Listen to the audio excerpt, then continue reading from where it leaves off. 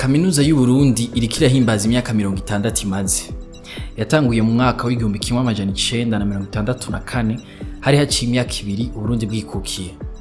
Uyu munsi iyo kaminuza irimwo abanyeshuri bashika ibihumbi 12, ibisata bita faculté 8, ama institut 7, ibigo 7, ico ku Mutanga, mu Kamenge, Ikiriri, muri Rohero, Ikizege, Igitega, Ibuhumuza, mu Cankuzo, hamwe rero n'Inyamugerera muri Bubanza.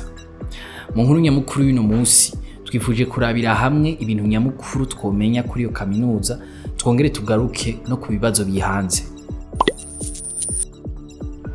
Amahoro cane, ni David izere komeze neza. Naho kaminuza y'u Burundi yatanguye icese mu 1964, mu 1960 niho abapatiri b'abajesuite bashinze ico bise Institut Facultaire d'Usumbuha. Itariki 10 zo kwa mbere mu 1964 niho kaminuza y'u Burundi yatangura icese ku itegeko ry'umwami Mwambutsa wa kane. Kaminuza yatanguye yitwa Université Officielle du Burundi. Ico gihe yatanguriye Ikiriri, irongowe n'umupatiri w'umujesuite Walter de Roy. Mu mwaka wa 71 iyo kaminuza niho yashingwa umurundi ku ncuro ya mbere. Ubu nawe yari patiri Gabriel Barakana, umurundi wa mbere yaronse impamyabushobozi ya doctorat mu vyigwa vya theologie, ivyigwa vy'ubutohoji bw'ivy'Imana. Patiri Barakana yatwaye kaminuza y'u Burundi kuva mu 71 gushika mu 77. Umuntu arashobora kwibaza uko kaminuza yifashe muri kino gihe. Kimwe mu bintu bihimbaye muri kaminuza y'u Burundi nuko atamayegeregere akibonekayo.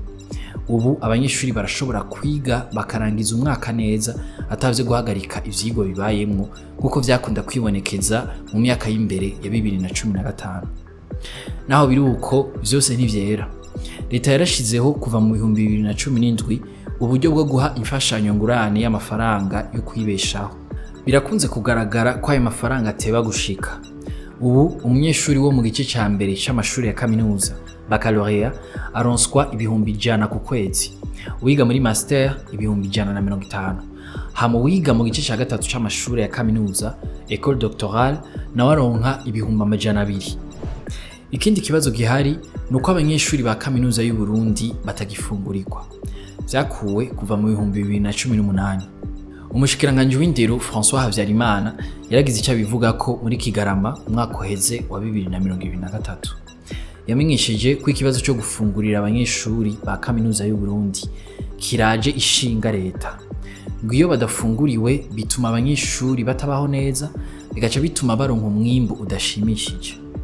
Ico gihe yaciye amenyesha ko gufungurira abanyeshuri ba kaminuza y'u Burundi bishobora kugaruka bivanye n'uburyo bwahawe kaminuza hamwe nuko habonetse abigenga bafasha muri ico gisata.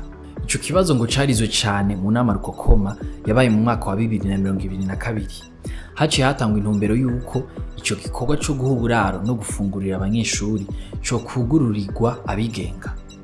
Ku bijanye n'uburaro bwa kaminuza ngo bwubakiwe abagera ku bihumbi 3,700. Twari twababwiye ko kaminuza y'u Burundi ifise abanyeshuri barenga ibihumbi 12.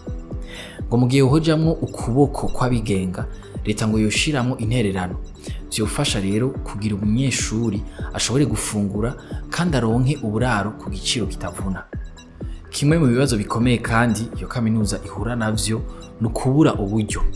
Amafaranga ironswa ntahagije kugira ngo ishobore gukora ivyo kaminuza igezweho ibikeneye.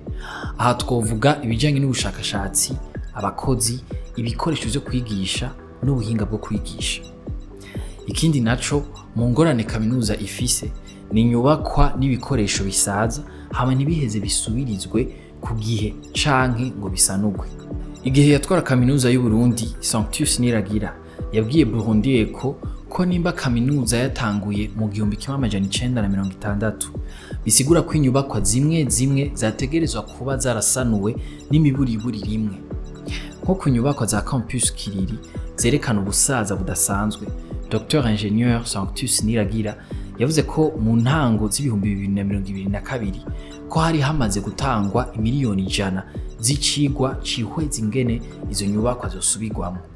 Ngo naho ayo mahera yatanzwe, kaminuza nta buryo ifise bwo gushobora kuzisanura.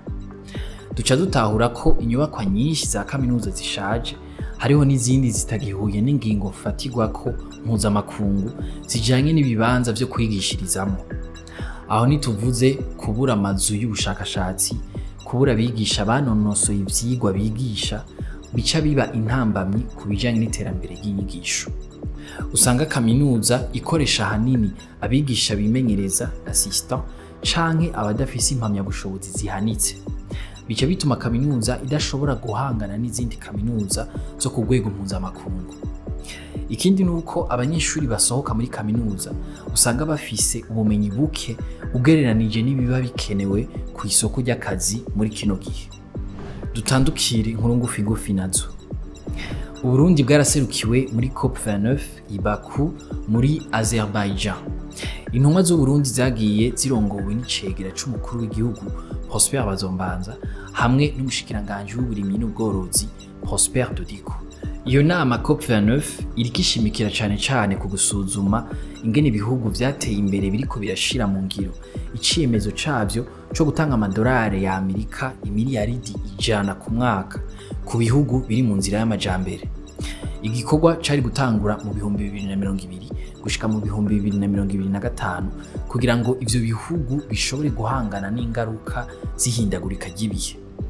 Reta y'u Burundi izotahukana Abarundi 50 bapfungiwe mu gihugu ca Zambiya. Vyavuzwe na Sonia Niyubahwe avugira ubushikiranganje bw'imigenderanire mu kiganiro yahaye iradiyo BBC. Ngo abo Barundi bafashwe biciye mu mukwabo ibihugu vyama bigira. Uwo nawo ngo bufise intumbero yo kumenya ko ababa muri ivyo bihugu bakwiye ivyangombwa nkuko bisanzwe bikorwa no mu Burundi. Mwakoze kudukurikira. Aya makuru muyasanga ku mbuga za Yaga na Iris News. Ahanje tuzosubira ejo.